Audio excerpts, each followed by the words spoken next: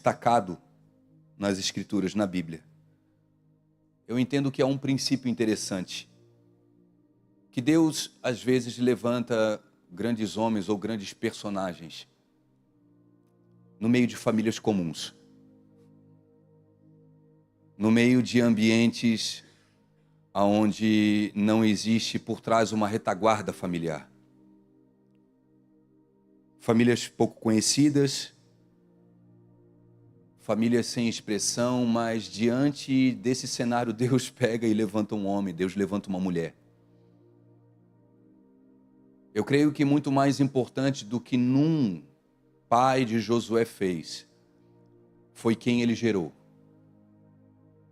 Às vezes as nossas ações, irmãos, elas não são tão importantes comparado àquilo que nós estamos gerando. Só que gerar dói. As mulheres que o digam. Não existe gestação sem dor. E todas as vezes que nós queremos impedir a dor de uma gestação, ela não é normal.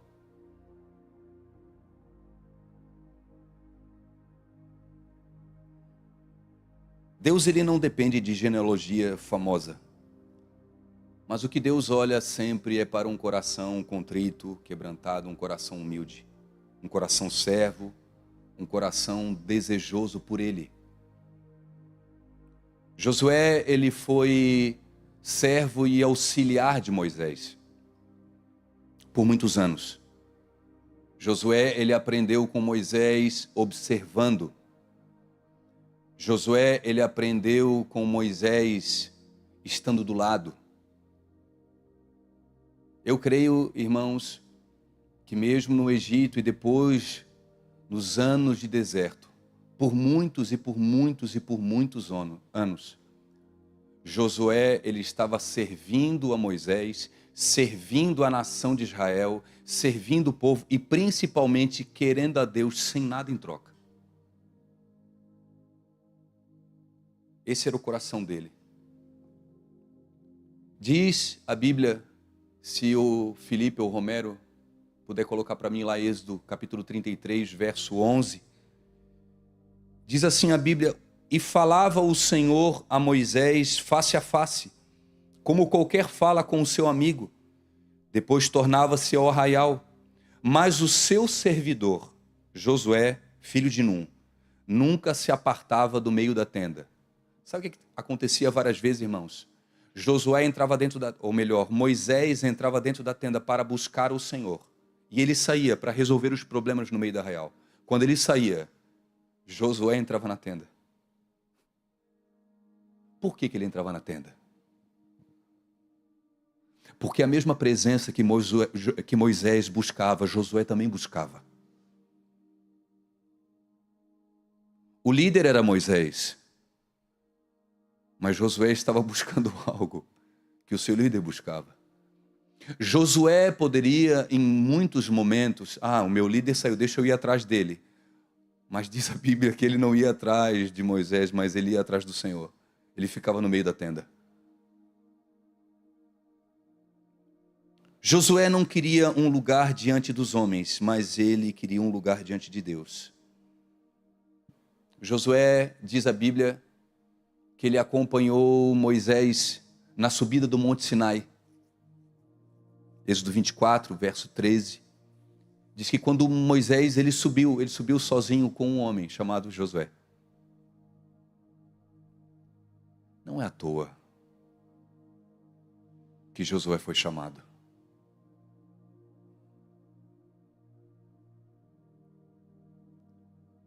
Josué não se tornou um grande líder do dia para a noite. Antes de conduzir o povo, ele aprendeu a permanecer na presença de Deus e servir aos homens. Eu entendo que a sua autoridade pública foi precedida por uma vida com Deus no secreto. Quem deseja ser usado por Deus precisa aprender a ficar em secreto com Deus e com os homens. Pô, Dani, tem que ficar só com Deus? Não, também com os homens. Muitas coisas que você faz diante dos homens, elas não precisam ser publicadas. Josué era esse homem que cresceu do lado de uma grande referência, que ansiava pela presença de Deus, mas ele também ansiava. Ele servia sem um objetivo. Ah não, estou servindo aqui porque logo logo eu vou ser promovido. Não. Chegou um determinado momento na vida de Josué que ele sabia, tanto que Moisés impôs as mãos sobre ele.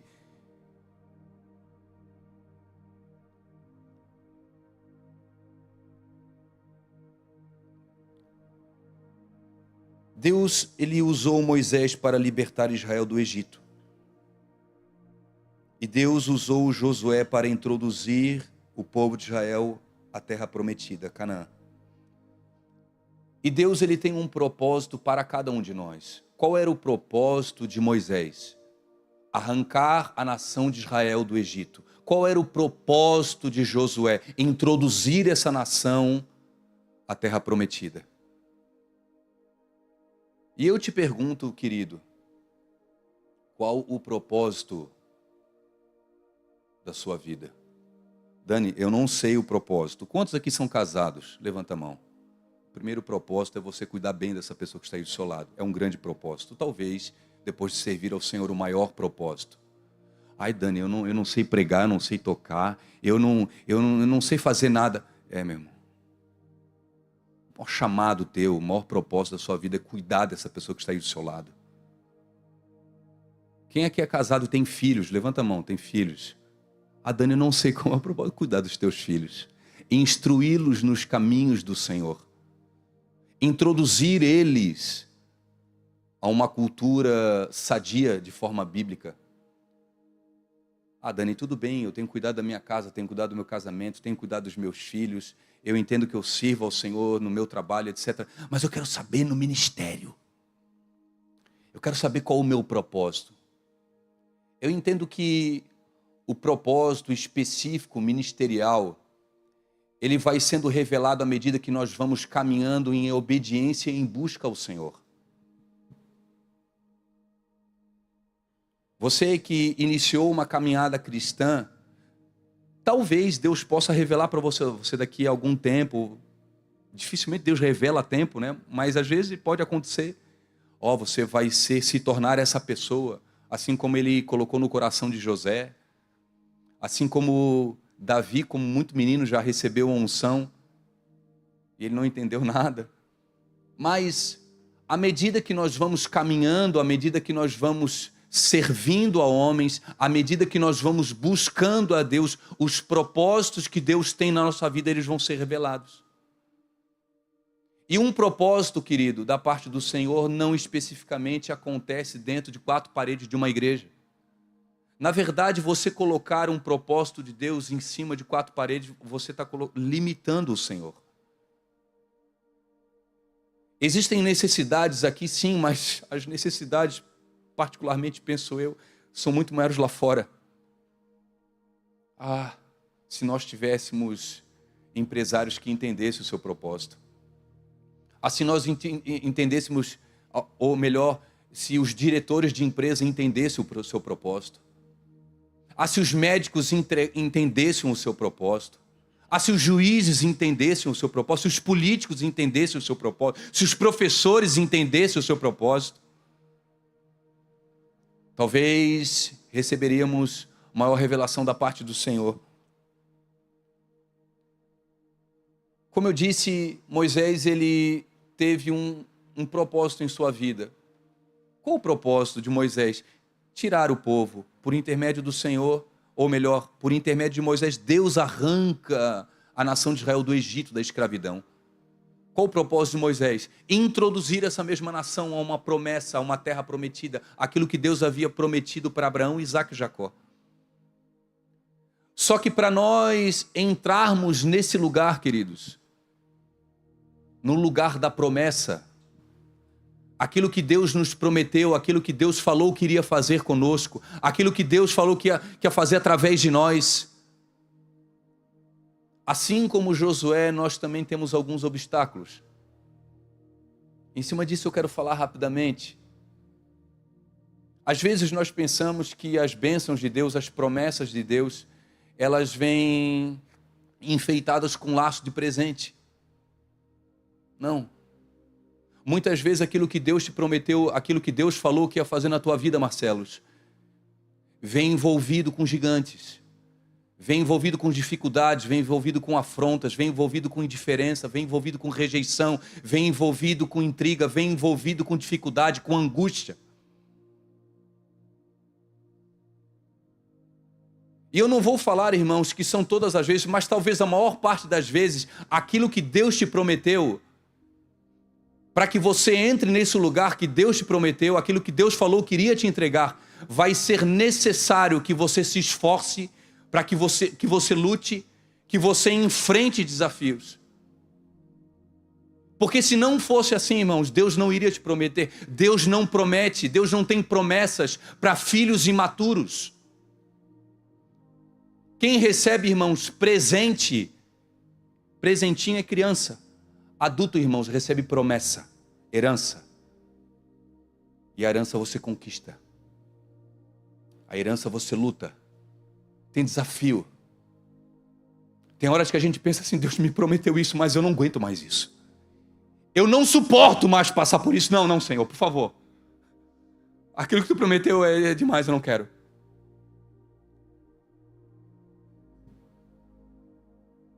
Abraão, eu vou te dar um filho. Tu já é meio velhinho, 75 anos. Palavras do pastor Dani aqui. Tu acredita, Abraão, que eu posso te dar um filho? Claro que eu acredito, Senhor. Estou meio velho, mas quem sabe semana que vem já aconteça, né? Minha mulher apareça grávida. Tá bom. Passam-se meses, passam-se 1 ano, 2 anos. Passam-se 10 anos, 20 anos. 25 anos. E a promessa vem.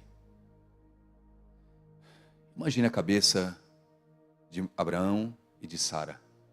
Nesse período, Deus prometeu. Se Deus prometeu, Ele vai fazer. Mas por que se existe promessa, existe dificuldade? Por que se Deus me entregou algo, por que eu preciso lutar? Por que eu preciso guerrear? É porque, irmãos, antes de você receber aquilo que Deus tem para ti, você precisa ser transformado internamente para receber aquilo.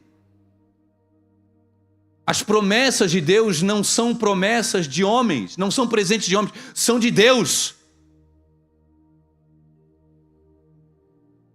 Então Deus precisa te forjar primeiro. Deus precisa mexer contigo dentro. E Josué, ele enfrenta alguns desafios para entrar nesse lugar.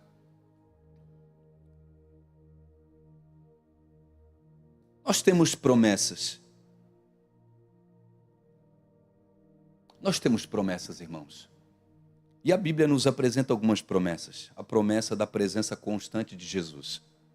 Amém? Mas quem aqui se sente sozinho? Eu acho que vocês não se sentem sozinhos, sou só eu.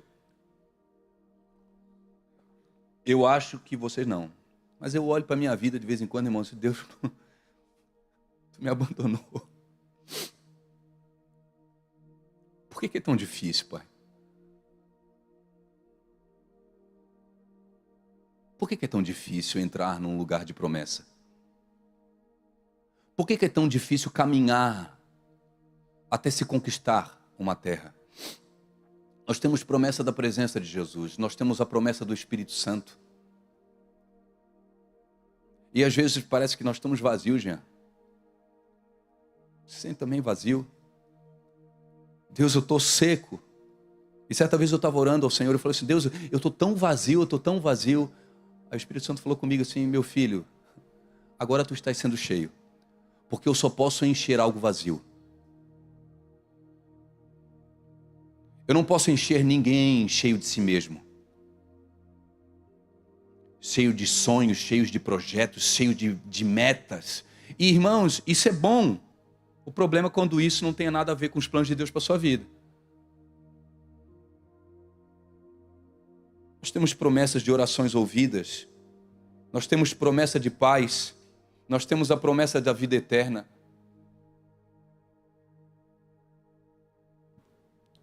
Josué, ele enfrenta alguns desafios para entrar na terra prometida. E o primeiro desafio, irmãos, que eu entendo que Josué ele enfrentou, foi aceitar e acreditar que agora era ele que Deus queria usar, e não o outro.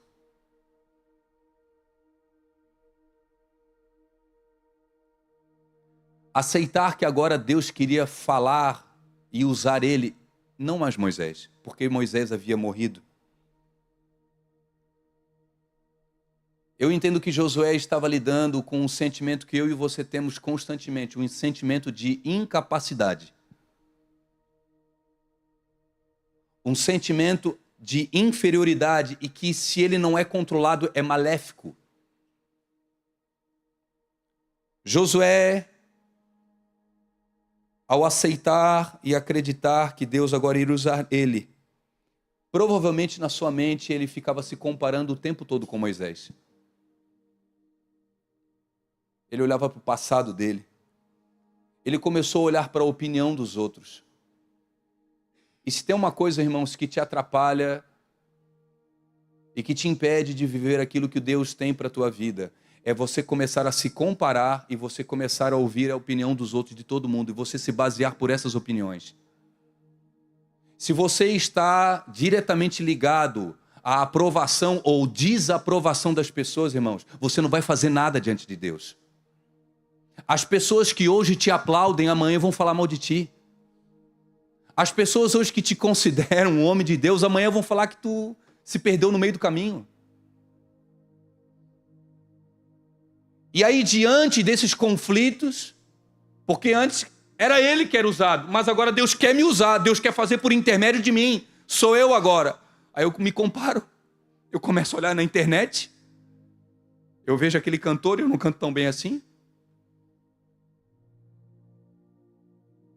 Eu sou um líder, eu sou um pastor, eu prego, mas eu não sei pregar direito, aquele cara que prega. Eu começo a me comparar, eu olho para a minha casa e eu olho para a casa dele.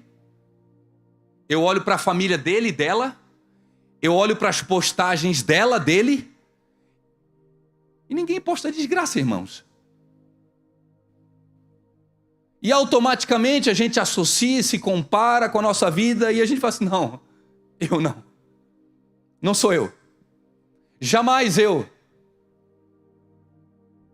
Meu querido, tu podes hoje ir lá fazer uma oração? Não, não, pelo amor de Deus, pastor, eu não, tá louco? Eu não. É, meu filho, mas é você. Já aconteceu algumas vezes aqui na igreja e vieram falar comigo assim, pastor, por que não é feito isso, determinada coisa aqui na igreja? Eu assim, querido, porque não tem ninguém para fazer. Mas por que... E já falaram para mim, mas por que tu não começa a fazer, pastor? Eu sim, porque eu não fui chamado para isso. E se a gente for fazer tudo que as pessoas querem que a gente faça, irmãos, a gente deixa de fazer aquilo que Deus chamou a gente para fazer. Se você entrar na opinião dos outros, se você começar a se comparar com os outros, você vai deixar a sua identidade. E existe algo que você é diante de Deus. E quando você deixa por comparação, por desânimo, por não acreditar que Deus é contigo, irmãos, tu pode ter certeza que você vai sofrer, a sua casa vai sofrer e pessoas em sua volta vão sofrer. Sabia que existem pessoas esperando você abrir a boca? E você tem falado assim, não, eu não. Isso é coisa para aquele tipo de gente lá. Nós estávamos reunidos com a liderança da igreja na quinta-feira, lá na casa do Afrânio, em Camboriú. E eu falei para os pastores e para os diáconos,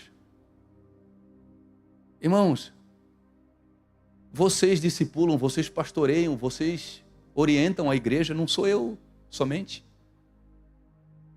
Porque às vezes se tem uma opinião que é o pastor, que é o líder que faz tudo, irmãos. Se você não puder discipular ninguém, se você não puder aconselhar ninguém, se você não puder abraçar, orar por ninguém, se você não puder dar um conselho para ninguém, que crente que você é? Irmãos, eu acho que já foi o tempo daquele crente domingueiro que vinha para receber uma palavra, consumidor, recebe uma palavra e vai viver a sua semana. Não, nós já passamos disso, o Senhor abriu os nossos olhos. Existe uma responsabilidade dada por Deus a você. e você se acha incapaz.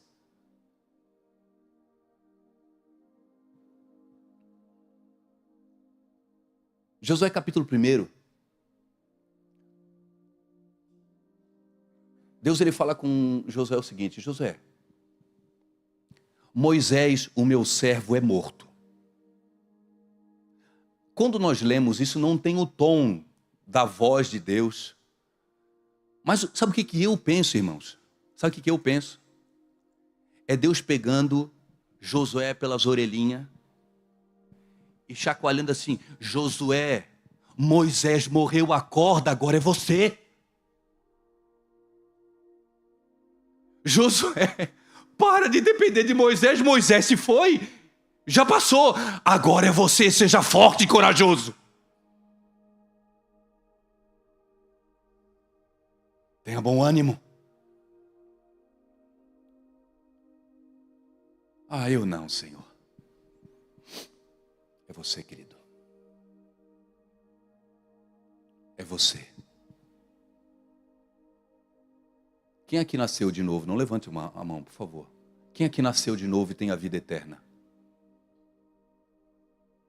Você tem uma responsabilidade e Deus quer usar você.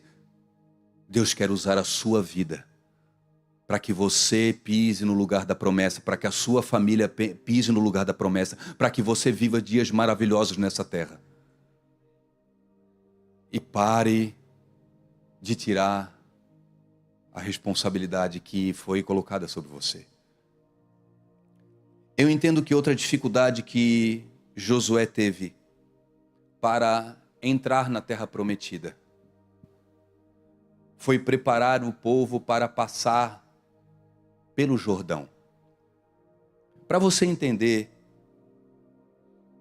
o povo estava no deserto. Eu vou fazer uma comparação aqui só para você entender. O povo estava aqui acampado dessa forma, aqui nesse lado. A terra prometida estava lá. Entre a terra prometida e o deserto tinha um rio. Diz a Bíblia que nesse momento Josué estava com um exército de homens de aproximadamente 600 mil homens.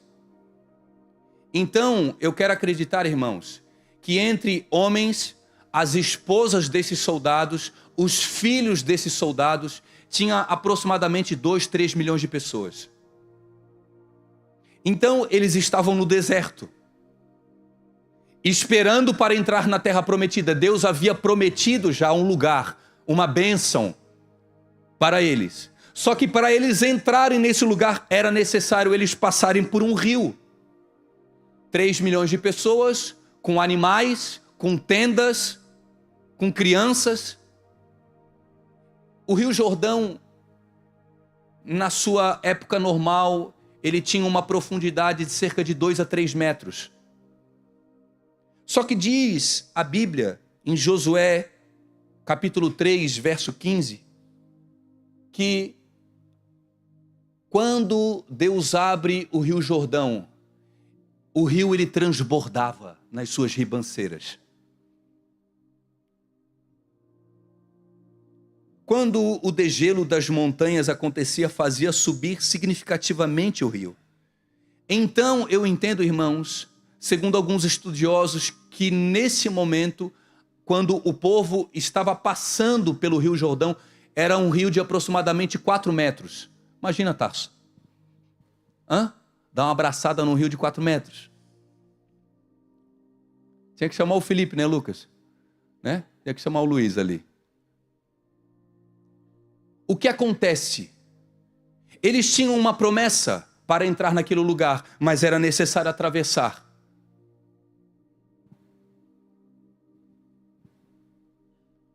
Para você entrar em lugares, irmãos... Quer falar comigo, Romero? Cupido do amor? O que é isso aqui? Telemensagem. As crianças podem cantar no final do culto? Pode ou não pode, irmãos? Pode. Pode, tá? Pode, Romero. Tu ensaiou com elas? Não? Tá, pode cantar, pode. A igreja deixou. Deus abre o Jordão na fase da cheia, tornando ainda o milagre mais evidente. E eu quero, irmãos, meditar um pouco sobre o Rio Jordão. Volto a falar, eles estavam no deserto, a caminho da terra prometida, e no meio eles precisavam passar ou atravessar o Jordão. Você conhece a história? Da mesma forma que Deus abriu o Mar Vermelho, Deus abriu o Rio Jordão para eles passar. O milagre aconteceu numa profundidade de 4 metros de profundidade. Deus abre o Rio Jordão e eles passam a terra seca no meio. Eles atravessam o Jordão. E a palavra Jordão, Rio Jordão, vem do hebraico Yardem. Significa descer, de cima para baixo, aquele que desce. Isso é Jordão, irmãos. Ele recebe esse nome porque desce das regiões montanhosas do norte de Israel, próximo ao Monte Hermon, até chegar ao Mar Morto, que está aproximadamente 430 metros abaixo do nível do mar. Por isso que o Rio Jordão, ele tem esse significado, esse nome, aquele que desce, porque as águas, o degelo do Monte Hermon, ele vem vindo até desaguar no Mar Morto, 430 metros abaixo do nível do mar. Então Israel precisava passar, Josué precisava passar pelo Rio Jordão. Josué precisava descer. O povo de Israel precisava descer. Irmãos, ninguém quer descer. Todo mundo quer subir. Hã? O negócio é subir. Quem aqui quer descer? Não, eu quero subir de nível. Eu quero ir mais alto. Mas para você herdar a promessa, muitas vezes você vai ter que descer. Eu já contei isso para os irmãos aqui, eu acho que umas 3, 4 vezes, mas eu vou repetir, talvez alguns aqui não ouviram. No ano passado, ou retrasado, não sei, eu e a Samara, nós pulamos de paraquedas, aqui em Tijucas. E a gente foi pular ali. E eu aconselho os irmãos a essa experiência. É maravilhoso, irmãos. É muito legal. Estou falando a verdade. E era um sonho que eu tinha, de pular de paraquedas. E quando eu recebi a ligação, um convite de um amigo meu, ele disse assim: Dani, tu queres pular de paraquedas? Tu e a tua esposa? Assim, claro, pô. Eu disse, não, pode ir lá que eu vou te dar. Custava acho que R$1.500 um salto de paraquedas, é caro. Eu assim, meu irmão, é pra já. E a gente foi, eu perguntei para ele assim, que roupa que a gente tem que ir, né, para saltar. Aí ele falou assim, não, fica à vontade, tu vai com a roupa que tu quiser. Que roupa que eu fui, irmãos? Roupa de crossfit. Fui com a roupa de crossfit, tênis, a bermuda, era novembro, acho que outubro, novembro, e a camisetinha, normal, né, tava calor. Aí quando eu cheguei lá, tava todo mundo encasacado, com aquelas roupa térmica, leg embaixo, tinha uns caras até com touca, assim, uma touca térmica, assim, os caras estão viajando num calor desse aí, né, que cambado de doido. Mas bom, quando fomos entrar no avião, eles botaram aquela mochila em nós, e eu e a Samara entramos dentro do avião, e eu vou realizar meu sonho. É hoje que eu vou pular de paraquedas. E quando a gente entrou dentro daquele, a gente ia subir, irmãos. A gente ia subir. Foi um aperto para subir. Era um cubículo para 8 pessoas. A gente ficou apertadinho ali. Espremido. E o avião começou a subir, irmãos. Subiu. Daqui a pouco começou a dar um friozinho em mim. Por quê? Porque a porta é aberta, a porta não é fechada, a janela tudo aberta, né? Porque o pessoal se joga daquela porta ali. E começou a dar um friozinho. E o frio começou a aumentar. Só sei, irmãos, que muito antes do momento que ele jogava a gente lá do avião, eu estava tremendo de frio. Eu estava congelando. Eu estou com frio, mas pelo menos eu vou realizar meu sonho. Começou a me dar enjoo, irmãos. Eu fiquei enjoado. E o Espírito Santo ele falou muito claro ao meu coração. Esse meu filho, muitas vezes, para você subir é desconfortável. Lugares altos que você deseja são desconfortáveis. É necessário que você abra mão de algumas coisas. Você vai sentir coisas que você não gosta. Você vai ser levado a lugares de desconforto que você nem imaginava. Mas você está subindo. Quando chegou a minha vez de pular, eu pulei acompanhado. Desagradável, irmãos, um cara de 2 metros atrás de mim. E ele falou assim: Daniel, eu vou contar até 3 e a gente vai se jogar. 1, 2, 3, a gente se jogou. Quando eu pulei daquele avião, irmãos, que veio aquela sensação, foi uma das melhores sensações da minha vida. Eu já tive alguns prazeres, irmãos, mas poucos se comparam com a sensação que eu tive de bem-estar daquela queda.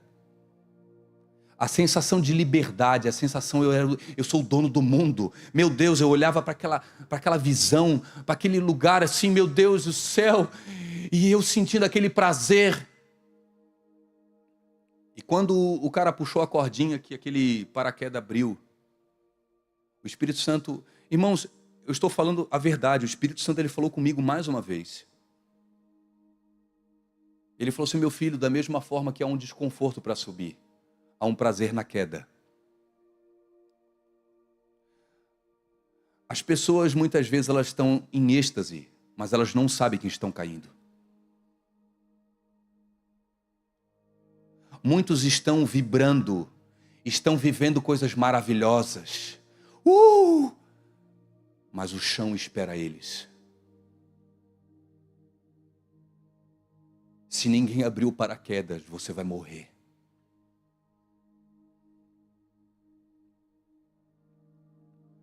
Para nós herdarmos um lugar, para nós tocarmos em bênçãos, em promessas da parte de Deus, muitas vezes, irmãos, vai ter um Jordão no meio.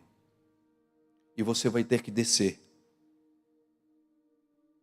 Ao longo da Bíblia, o Jordão ele tornou-se um símbolo de verdades espirituais. Foi no Jordão que Israel deixou o deserto e entrou na terra prometida. A travessia do Jordão marcou um novo começo para Israel. Somente a nova geração atravessou o Jordão, aqueles que eram escravos e saíram do Egito. Todos morreram no deserto, exceto Josué e Calebe. Profeticamente, o Jordão ele simboliza deixar para trás a velha vida e entrar na vida que Deus tem para nós. Naamã ele se tornou um novo homem depois que ele passou pelo Jordão. Elias ele foi arrebatado depois que ele passou pelo Jordão. João Batista iniciou o seu ministério, o ministério do anúncio de Cristo no Jordão. Jesus inicia o seu ministério depois de passar por Jordão. Existem coisas que Deus vai te entregar depois que você descer. Depois que você se humilhar. Depois que você abandonar coisas que para você é certo, mas para a Bíblia não são. Depois que você abrir mão daquilo que para você é o correto. Vai ter um Jordão no meio, irmãos. E Jordão, quando o Jordão ele se abre na sua frente, você vai ser tentado a fugir dele. O quê? Como é que eu vou passar por esse Jordão? Como é que eu vou atravessar? Como é que os meus filhos, como é que a minha família? Se você entrar, irmãos, Deus vai abrir esse Jordão. Jordão é um lugar de passagem.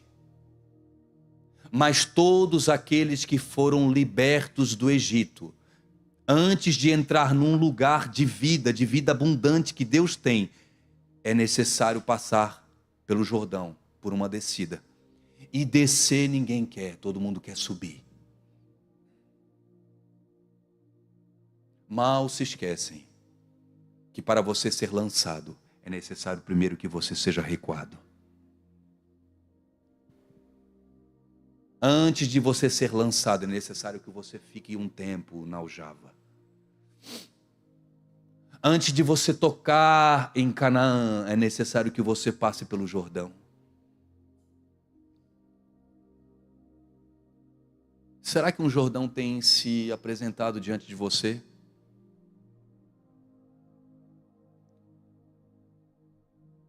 A liberdade do Egito você tem depois de passar pelo Mar Vermelho.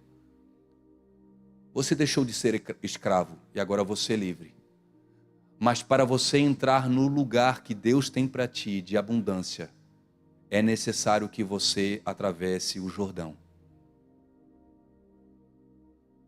Não se prenda à libertação que você teve no Mar Vermelho. Não se prenda àquilo que você viveu no passado. Existe uma vida que Deus quer te entregar depois do Jordão. Só que para isso você precisa ser humilde. Você precisa descer. Você precisa procurar quem te ofendeu. Você precisa perdoar quem te fez mal. Você precisa tratar bem ou amar aqueles que não correspondem às tuas vontades.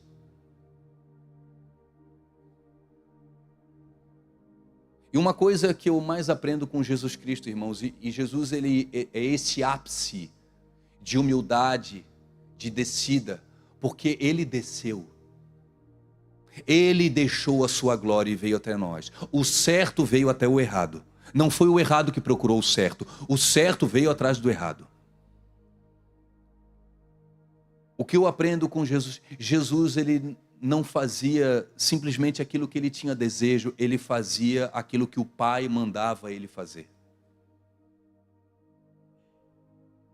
E sabe, irmãos, uma resposta que nós podemos dar para nós mesmos, que às vezes nós estamos fugindo do Jordão, quando nós mudamos a nossa postura. Deixamos de fazer aquilo que deveria ser feito, por causa de indiferenças, por causa de orgulho, por causa de sentimentos. Ah, hoje eu não estou sentindo, então não faço. Ah, hoje eu não quero fazer, então não vou fazer. Não, ele não precisa. Irmãos, se nós perguntarmos na igreja quem quer entrar nesse lugar do Senhor, um lugar de bênção, um lugar de prosperidade, não me refiro somente a questões materiais, mas prosperidade de vida, todo mundo quer, mas poucos aceitam passar pelo Jordão. E por último, irmãos, Josué, ele enfrenta um último desafio para entrar na terra prometida, que está em cima do texto que nós lemos. Josué, ele teve que entrar em Jericó. A gente cantou durante muito tempo na igreja, né? Vem com Josué lutar em Jericó. Jericó. A gente canta, mas não quer lutar em Jericó. É coisa. É como diz o David Keelan, né? Nós não falamos mentiras, nós cantamos mentiras. Jericó, irmãos, era uma cidade fortificada por muralhas.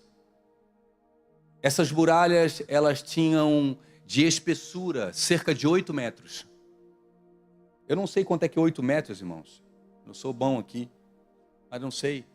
Daqui até lá tem 8 metros, irmão? Não sei. Tem 8 metros? Ô, Jean, tu que já mediu bastante aí. É? Mais ou menos. Então uma muralha de espessura era isso daqui, e de altura tinha 10 metros. Uma cidade completamente fortificada, com uma entrada, com um portão. Para eles entrarem e acessarem a terra prometida, era necessário eles entrarem em Jericó. Depois de ter passado pelo Jordão. Deus abriu o Jordão, agora era necessário que eles entrassem em Jericó. Jericó era a primeira barreira para a promessa. Era um obstáculo que surge para o cumprimento da promessa. Eu entendo que Jericó, irmãos, é como uma carteira de motorista, que te habilita a você dirigir. Mas essa carteira de motorista não te presenteia com um carro. E essa carteira de motorista não é um atestado que você é um bom motorista. Estão me entendendo?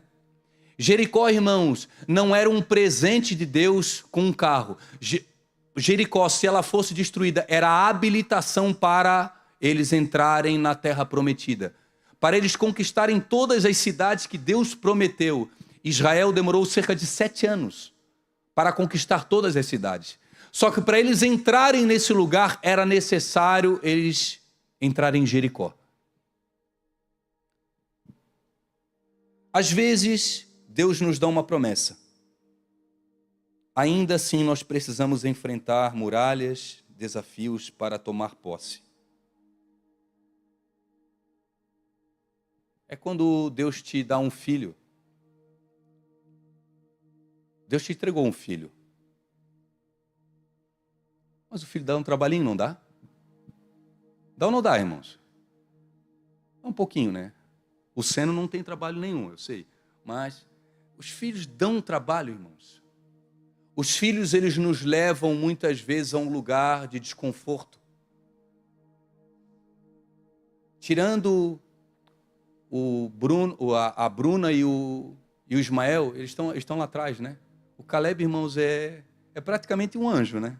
Aquele menino ali. Mas geralmente os pais, eles têm um desgaste com os filhos. Faz parte, perdem o sono. As crianças estão vindo, já? Eles vão cantar no meio da palavra? É agora?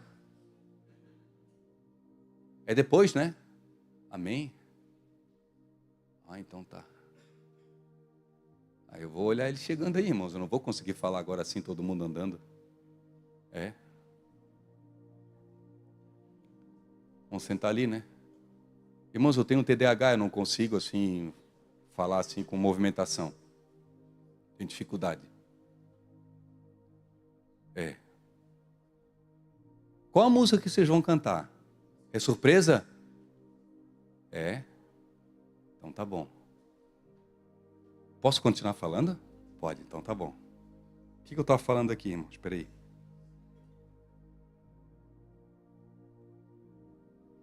Aqui. Às vezes Deus nos dá promessas, mas existem muralhas e dificuldades para que nós venhamos derrubar. Jericó, ela foi colocada como anátema. A gente lê o texto no verso 17 de Josué 6. Ou seja, Jericó foi uma cidade separada, foi a primeira cidade a ser conquistada. E Deus falou assim, essa cidade é anátema, ou seja, vocês não toquem, vocês não vão possuir essa terra, porque é a primeira e o primeiro é meu. Vocês vão separar o ouro, a prata, os metais, o ferro, e vocês vão trazer para o templo. Mas essa cidade não vai ser habitada. Tanto que nós lemos no final do capítulo 6, que Josué ele deixou uma ordem. Ai daquele que reconstruir Jericó. Então, Jonas, eles tinham que entrar em Jericó, destruir Jericó, eles tinham que se esforçar, mas eles não iam usufruir de nada. Por quê? Porque o primeiro era de Deus. A terra de Jericó era um presente de Deus, mas eles precisavam entender que a vitória vinha de Deus e o povo não deveria se apropriar da glória da primeira conquista, nem de nenhuma. Para entrar em Jericó, o povo rodeou a cidade durante 6 dias, em silêncio. Mas Deus havia dado uma orientação a Josué que a cidade, que as muralhas de Jericó, elas iriam cair por um grito. E eu te pergunto, por mais estridente que seja o grito de você, mulher, você acha que você tem capacidade de destruir uma muralha por causa do seu grito? Às vezes ali em casa, a gente tem um vizinho, né? E eu penso assim, será que a Samara está querendo derrubar alguma muralha de Jericó? Né? Com as meninas. Mas como assim, pastor?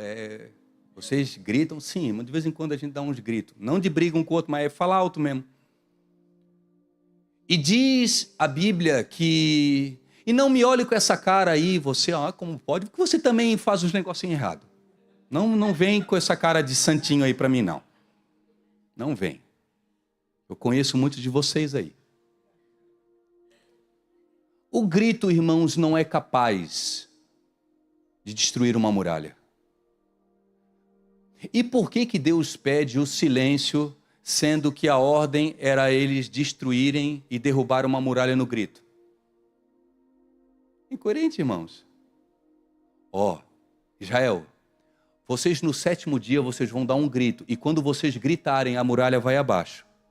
Tá bom? Combinado? Combinado, Deus. Então vamos começar o treinamento. Eu vou começar então a gritar um pouquinho, né? No primeiro dia. Ah! No segundo dia eu vou gritar um pouco mais, né? À medida que nós vamos treinando, para que chegue naquele dia eu possa dar um grito potente. Sabe qual foi o treinamento de Deus para um povo?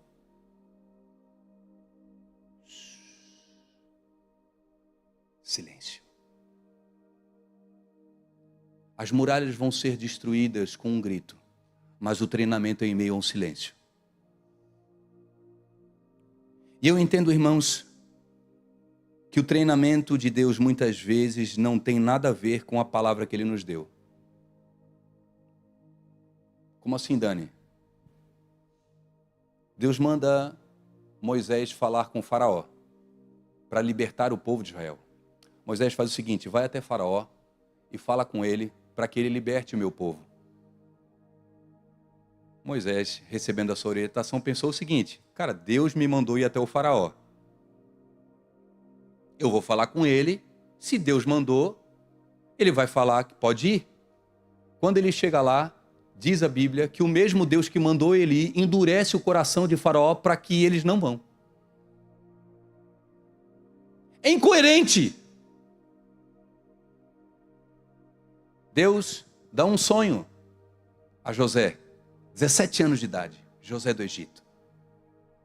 Os irmãos, o pai e a mãe se dobrando diante dele, que ele seria grande.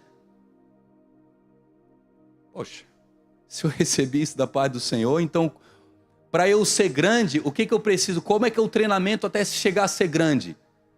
Vamos olhar, irmãos, num ambiente empresarial, que muitas vezes é diferente de um ambiente de igreja. Para você ser um diretor, é necessário que você passe de estagiário para auxiliar, de assistente, supervisor, gerente, diretor e etc. Existe um caminho até se você se tornar grande. Então, José ele recebe um sonho, uma visão que ele seria grande. E o que Deus faz com ele para ele se tornar grande? Deus começa a descer ele. Ele sai da casa do pai dele, do conforto do pai, e ele é vendido como um escravo. De escravo ele passa a servo na casa de Potifar. De servo na casa de Potifar, injustiçado por causa de fidelidade, irmãos. Muitos no meio da igreja seriam infiéis, mas José foi fiel. E por ser fiel, ele foi lançado dentro de um cárcere.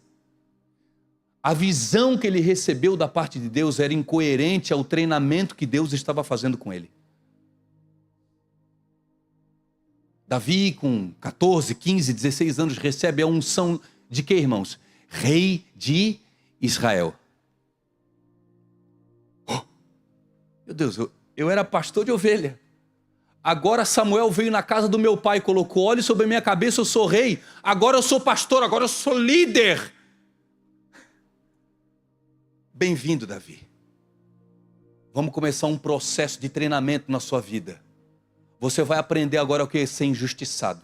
Você vai aprender agora o que é ser perseguido. Você vai aprender agora o que é passar por aflição. O que você ser rejeitado pelas pessoas. Você ser rejeitado por aqueles que você estendeu a mão. O treinamento de Deus muitas vezes é incoerente com aquilo que Ele colocou no nosso coração. A visão que nós recebemos.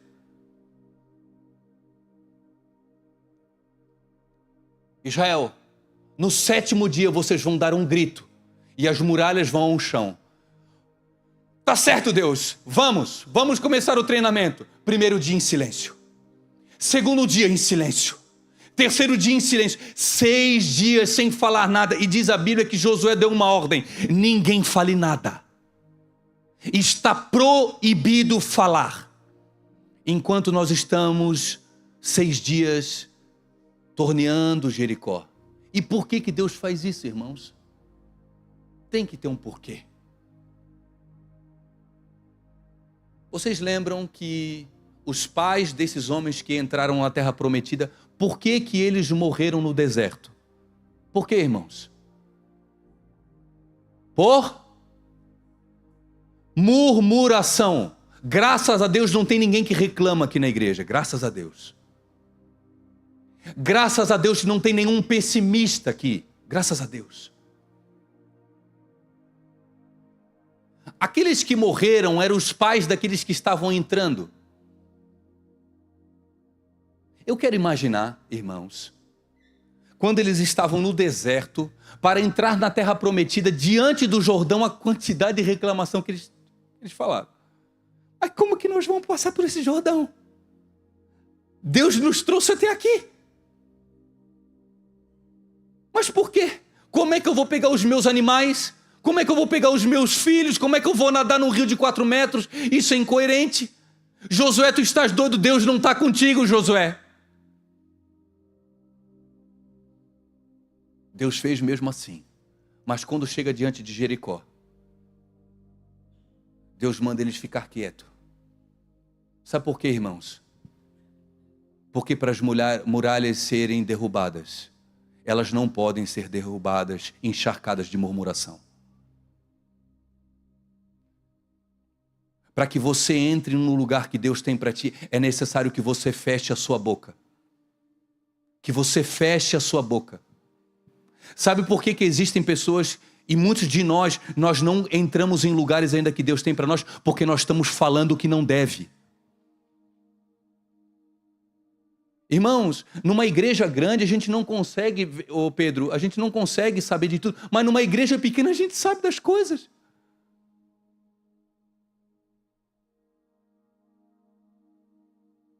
Hoje estão agradecendo, amanhã estão reclamando. Hoje estão levantando as mãos para o céu, que Deus está comigo. Amanhã estão dizendo que foram abandonados.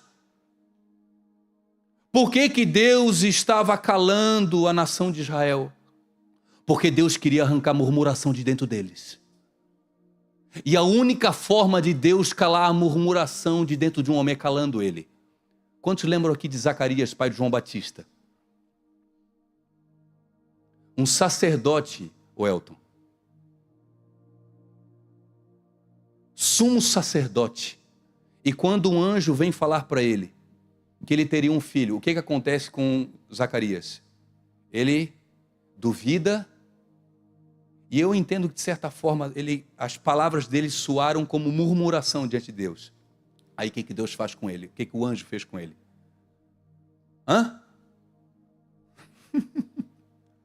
Durante a gestação você não vai falar nada. Por quê? Porque para uma promessa chegar, ela não pode vir encharcada de murmuração, de reclamação. Está difícil a sua vida, irmãos? Bem-vindo ao time, está difícil para nós também. Mas aqueles que herdam lugares, eles não podem mais ser encharcados de murmuração. A murmuração, a reclamação, o pessimismo tem que cair em nome de Jesus no meio da igreja. Você tem que parar de reclamar, irmãos. Comece a agradecer a Deus por aquilo que Ele já te deu, por aquilo que Ele fez. Pelo filho que você tem, pela saúde que você tem, pelo trabalho que você tem, pelo ministério que você tem. Comece a agradecer a Deus.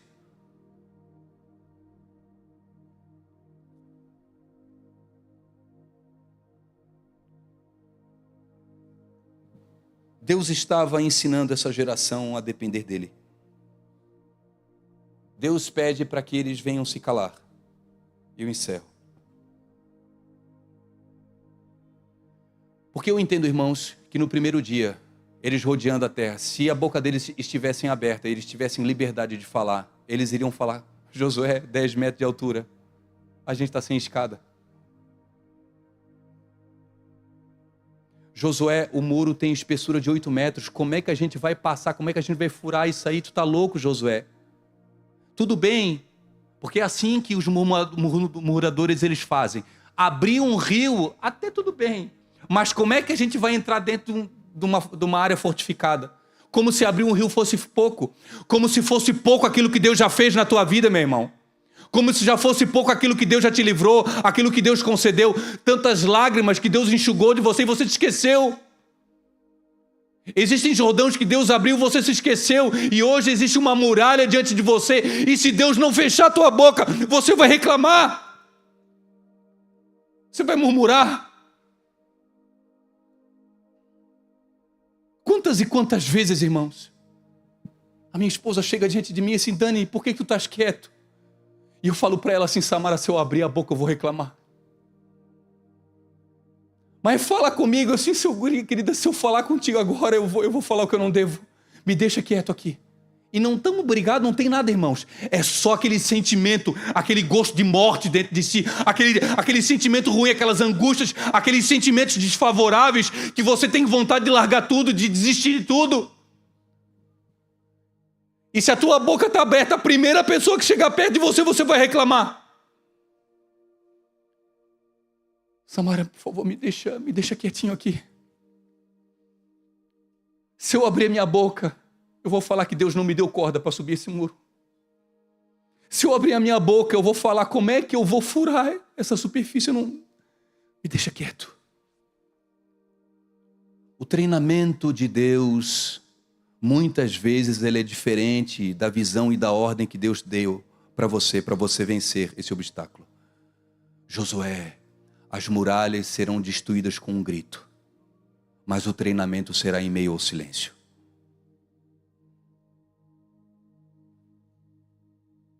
Eu tenho certeza que muitos de vocês aqui já receberam promessas de coisas grandes que Deus iria fazer. Mas aquilo que você está vivendo hoje é incoerente às promessas que você recebeu. Você está sendo injustiçado, você está sendo rejeitado, você está sendo perseguido, você foi abandonado.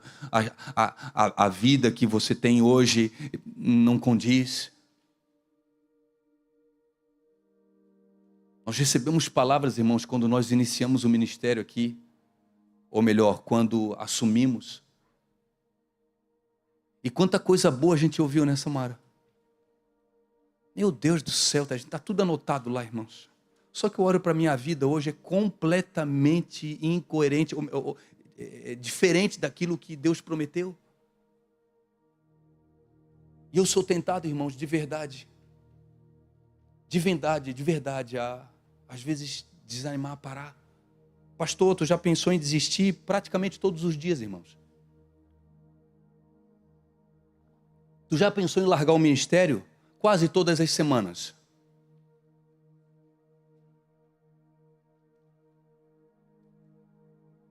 Pastor, tu estás arrependido? Não. Eu vou até o fim, irmãos. Até o fim. Firme. Dá vontade de largar? Quase toda semana. Tasso, dá vontade de voltar para o Egito às vezes, sabe? Porque lá no Egito tinha alho, tinha cebola, tinha peixe. E no deserto tu tem que ser sustentado por um maná. Se você não está muito em comunhão com o Senhor, você é tentado a se enfadar desse maná. E fazer como o povo de Israel, pedindo carne. Sendo que eles estavam sendo sustentados pelo próprio Cristo, que é o pão vivo que desceu do céu. Deus estava ensinando para essa nação, Deus estava ensinando para esse homem. Eu me encerro mesmo, irmãos. Para nós herdarmos as promessas que Deus tem para nós, nós vamos precisar depender de Deus, e não das coisas, e não das pessoas, e não dos recursos. E muitas vezes, sabe, Jonas, é difícil, cara. Eu quero depender de ti, Senhor. Dá uma chorada às vezes até. Tu és o meu Senhor. Eu te amo mais que tudo. O David Keelan disse certa vez.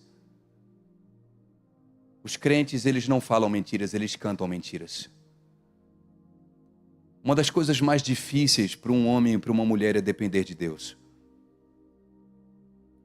Depender do Senhor, irmãos, de forma, em um momento ou outro, as tuas mãos vão ser travadas, a tua voz vai ser calada, as tuas forças vão se acabar, você vai se sentir sozinho. Mas é em silêncio que Deus vai falar: pronto. Eu já consegui arrancar isso dentro de você. Você venceu. Chegou a hora de você gritar.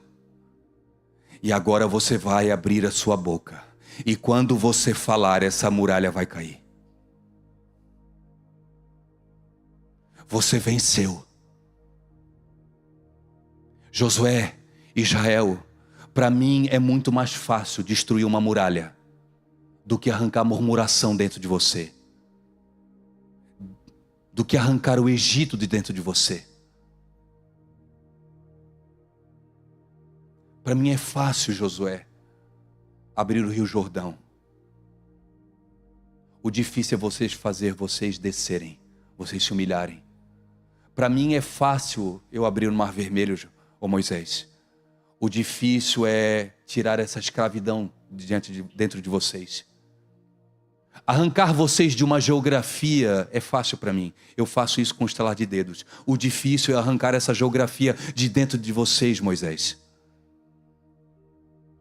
Eu queria que você se colocasse de pé em nome de Jesus.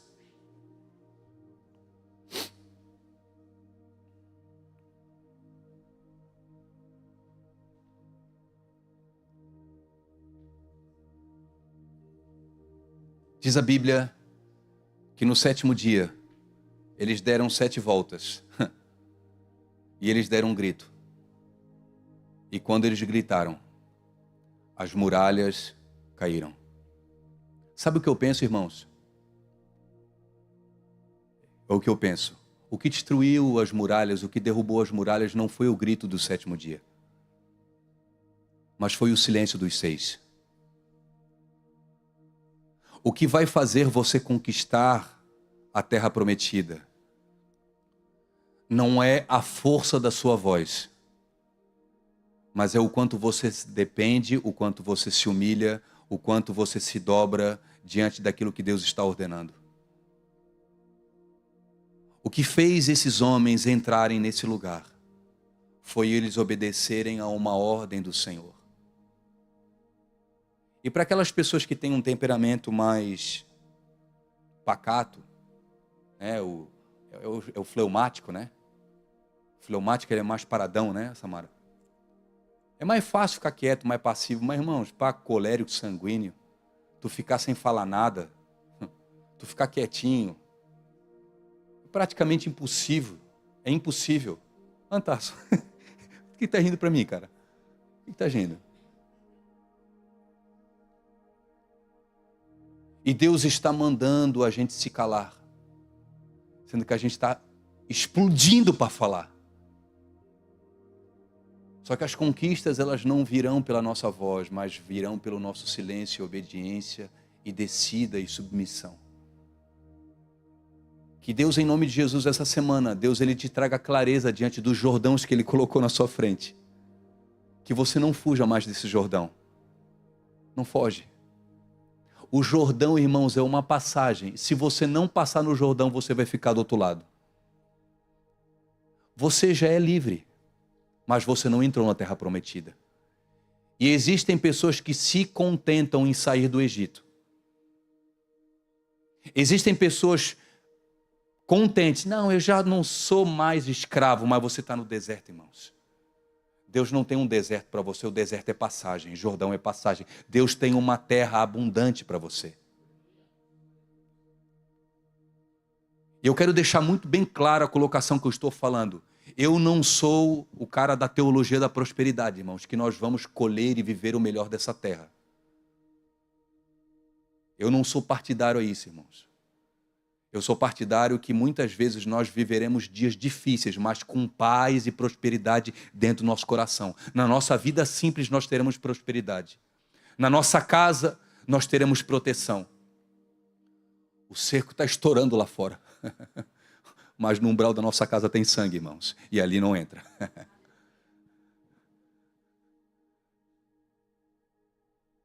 Chegará um dia que nós entraremos na Canaã espiritual. E aí sim, irmãos, nós encontraremos o nosso Senhor e viveremos por toda a eternidade com Ele. Mas existem coisas nessa terra que ainda nós não desfrutamos, porque nós não entendemos a forma que Deus quer que a gente entre nesse lugar.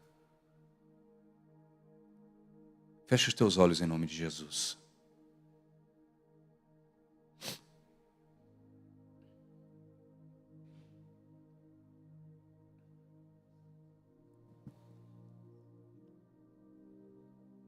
Espírito Santo de Deus, que a tua igreja, Pai, venha ter discernimento, que nós venhamos ter discernimento, Pai. Que os lugares que o Senhor tem para nós são lugares maravilhosos. Isso não nos isenta de dor, não nos isenta de aflição, porque está escrito que nós teríamos aflição. Mas se nós tivéssemos bom ânimo, assim como o Senhor falou a Josué, assim como tu vencestes, nós venceremos em todas as coisas. Que o Senhor possa trazer clareza, Pai, à igreja de Cristo, para que, diante das dificuldades que se colocam na nossa frente, nós possamos, Pai, ter discernimento, Pai, para passar pelo Jordão, para entender que Deus quer nos usar e para derrubar as muralhas. Nós não temos capacidade alguma de destruir muralhas, mas o Senhor dos Exércitos, o Todo-Poderoso, esse com uma palavra, Ele destrói tudo o que está na nossa frente. Que o Senhor nos abençoe, Pai.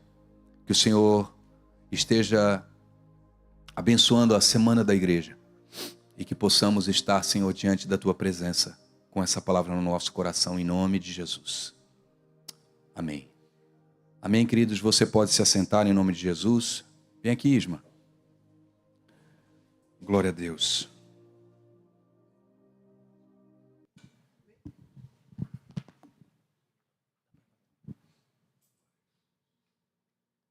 Vem, gente, não vou cantar sozinho, não.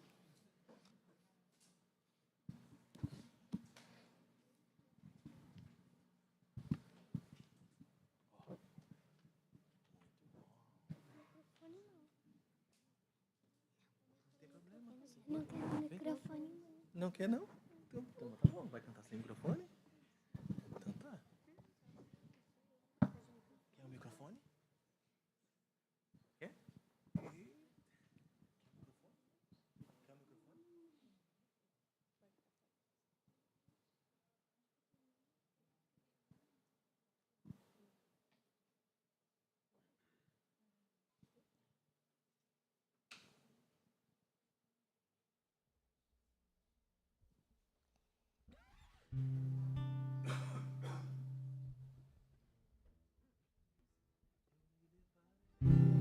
Rei, mestre escrevendo no chão, lança das estrelas lá. Lei de Moisés me condenava pelos erros, mas nenhuma terra ele falou pra me apedrejar.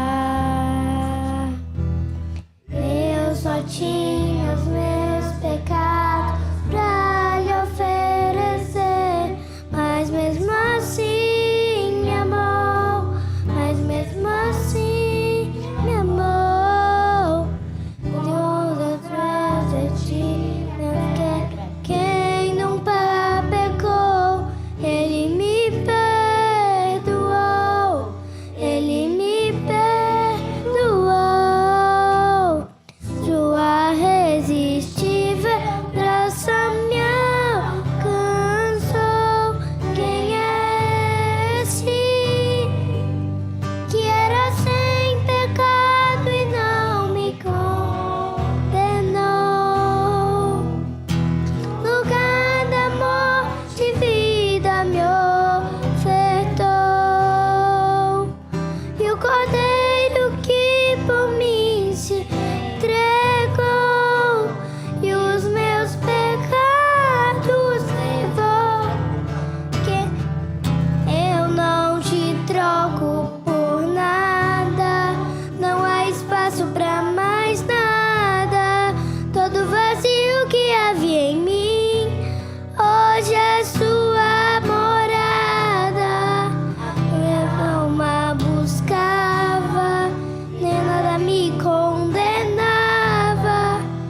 Mas desde que eu vi a mim, a minha vida foi transformada.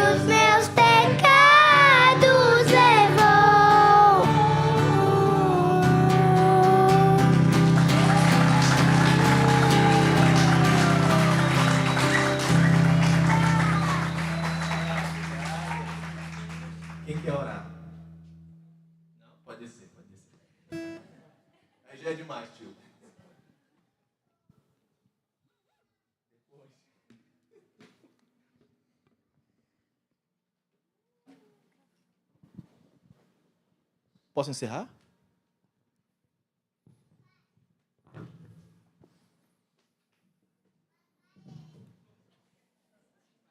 É sempre ele.